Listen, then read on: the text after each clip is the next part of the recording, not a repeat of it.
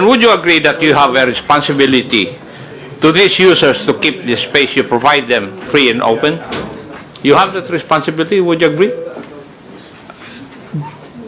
Sorry, do we have the responsibility to keep our platforms free and open? Yes. Sir? I think we have the responsibility to do the best we can to balance the rights of Filipino people to free expression, but also the rights of people to have a safe space on our platforms. I believe that's what you're getting at. Yes. And because of such, the posting of false information and misleading news, the content that harms not only the subjects of the questionable post, but also the public trust in state institutions should not be tolerated. Would you agree with that also? Mr. Chairman, if I may. Well, the answer is yes or no. I think, Congressman. Would you agree with that? Congressman, when I want to answer this question carefully. May I know why you are going to answer it carefully? Sir, yes, absolutely, sir. I want to say that when we come to topics like misinformation, there are different interpretations of that. And this is why we rely on third-party fact checkers to be the authoritative sources of what is true or false and to make those determinations so that we, as a neutral platform and one that is committed to providing, again, the best we can do to balance freedom of expression and safety, are not the ones making the determination about what is true and false. So I believe that we have the proper system in place where we rely on third-party fact checkers that are internationally certified to be the authoritative sources on what constitutes misinformation. And from that point, we have the responsibility to act on the findings that those third-party fact checkers provide to us. And if they provide us the finding that that's false, then we do have the responsibility, and it is in our community standards, to make sure we've reduced that distribution of the content and properly labeled it so anyone seeing that content knows that they are viewing something that is false and that they can access the authoritative source of information so that they can understand what the real situation is. And I think that that's the way that we do our best to make that proper balance of providing freedom of expression, but also safety for the people of Philippines and indeed our global community. And again, I just want to emphasize, even then we will go as far as to removing misinformation if it's clearly false and can lead to physical violence or violates elections law. Right? In those cases, we will remove it. And I think that that's the best system we've had over many years of dealing with these issues around the world, to kind of balancing to the best that we can those dueling objectives of freedom of expression and safety. Thank you, Doctor. But my question was very simple, whether the posting of false information or misleading news content that harms not only the subjects of the questionable post should not be tolerated. It's answerable by yes or no. Should this not be tolerated by platforms? Yes or no? But, Mr. Chairman, if I may. But Congressman, again, I want to just emphasize the point that people disagree. We're in a world right now when people disagree on what's true and what's not true. Are you trying to tell this committee that you do not agree with that? I'm trying to explain to the committee, Mr. Congressman, that the approach we have is based on remaining a neutral platform that tries our best in very difficult circumstances, in very robust democracies like the Philippines, where there are very charged political debates going on. We do our best to balance freedom of expression on the one hand and safety on the other, And that our view on the best way to do that is to rely on third parties to make the determination when it comes to true or false, or somewhere in between.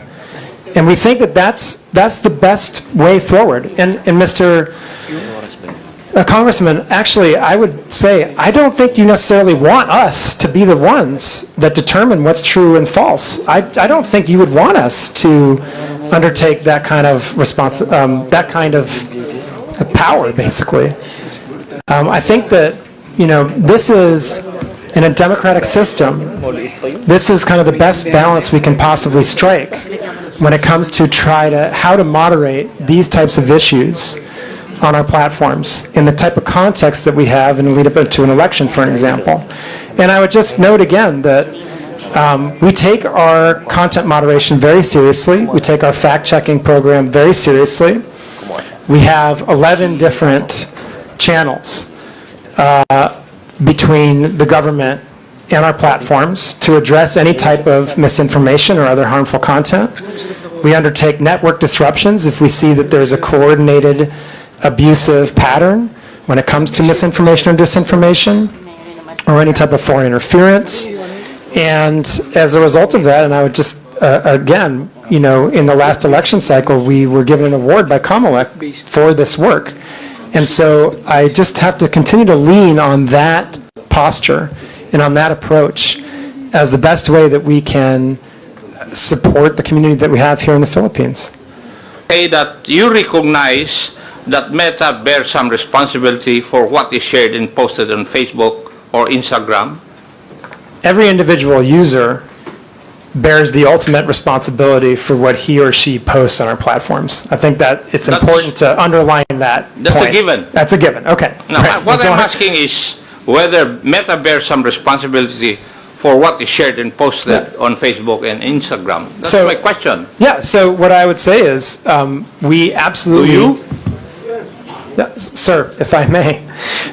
We very much believe that we have a responsibility to provide a safe platform for our users around the world, including in Philippines. That's your obligation. But my question is, would you bear some responsibility for what is shared and posted in your platforms? Yes or no? It's a very simple question. Sir, I just want to be really clear about this again, okay? Our responsibility is to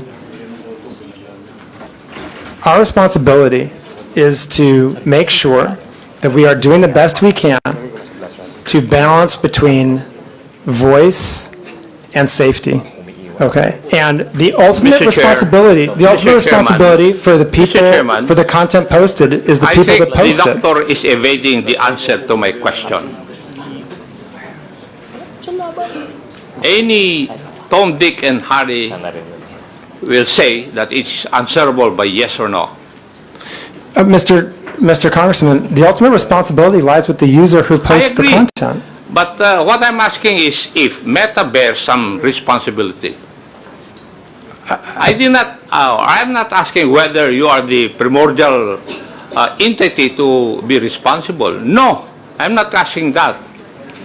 My question is whether you bear some responsibility. Mr. Congressman, if I may, I believe I've answered the question that I think the user bears the responsibility for what they post on our platform. Now, we have a set of community standards that we do our best to uphold because we want everyone to have a positive experience on our platforms and a safe experience on our platforms. And that's what our community standards are for. That's what our fact-checking programs are for. That's why we take these hearings very seriously. That's why we have the 11 different relationships with the government agencies in the Philippines so that harmful content can be reported to us.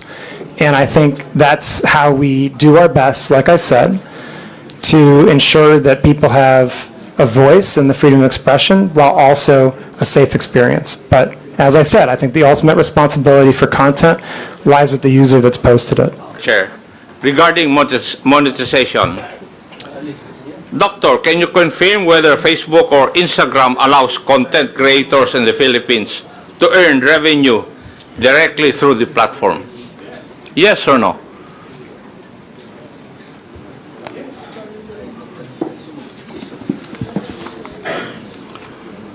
Congressman, I believe the answer is yes, but I want to make sure to check on that. I believe we have content creators that can monetize on our platform in the Philippines, yes. Thank you. And would this mean that Facebook directly pays users upon fulfillment of certain requirements and upon reaching specific targets? Would that be correct also? I'm not familiar exactly with the modality of payment, but again, I believe, yes, we do provide content creators with the ability to monetize here. Thank you. And what are the means of earning through the Meta platforms, Facebook and Instagram? I'm sorry, so what? What are the means of earning through the Meta platforms, Facebook and Instagram? There's different ways. You can monetize your content using something we call stars. There's ways that we can have partnerships. I think there's 2 or 3 different ways that creators can monetize. Thank you. And are there specific content guidelines that monetized accounts must follow? And Yes, if so, absolutely. how are these enforced in our country or in the Philippines? Yes. Yes. Yes. So there are content guidelines. Creators, like anyone else, must abide by our community standards. Now, is there a process also for demonetizing content that is later found to be false, misleading, harmful, or otherwise violative of the community guidelines? Any user that is monetizing on our platform can be demonetized if they have repeated violations of our community standards, including repeated violations of misinformation. Yeah. Now, can you describe to this committee the revenue sharing model? How much of the ad revenue Philippines? Yes. Yes. Yes. That Facebook directly pays users upon fulfillment of certain requirements and upon reaching specific targets. Would that be correct also? I'm not familiar exactly with the modality of payment, but again, and that's what our community standards are for. That's what our fact-checking programs are for. That's why we take these hearings very seriously. That's why we have the 11 different relationships with the government agencies in the Philippines so that harmful content can be reported to us. And I think that's how we do our best, like I said, to ensure that people have a voice and the freedom of expression while also a safe experience. But as I said, I think the ultimate responsibility for content lies with the user that's posted it. Chair.